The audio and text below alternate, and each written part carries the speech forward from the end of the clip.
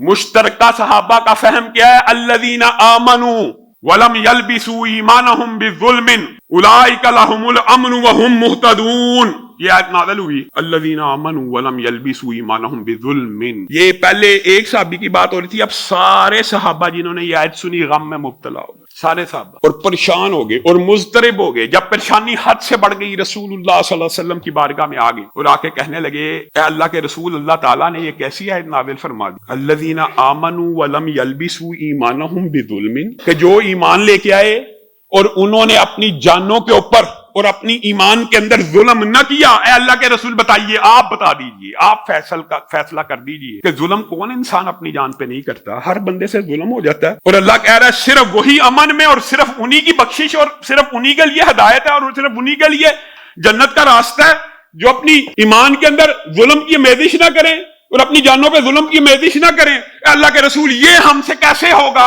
یہ ہمارے اوپر ایسی تکلیف کو اتار دیا گیا جس کی ہمیں طاقت ہی نہیں ہے. یہ اب اجماعی فہم ہے صحابہ کا. قرآن پاک کو براہ راست جی سمجھ لیا جائے عربی سے، حدیث کے بغیر. پریشان ہو کے آ گئے ہیں، رسول اللہ صلی اللہ علیہ وسلم مسکرانا شروع ہو گئے ہیں. اے صحابہ، تم نے قرآن پاک کی اس آیت کو کیا سمجھا؟ کیا تم نے لقمان کا قول قرآن میں آگے جا کے نہیں پڑھا ان الشرک لظلم عظیم؟ اس آیت سے مراد یہ ہے جو ایمان لے کے آئے اور اس کے بعد انہوں نے شرک نہ کیا ہو، ان کے لیے جنت ہے ہمیشہ کے لیے، ابدی، دائمی. یہاں پہ ظلم سے مراد ایمان میں شرک ہے.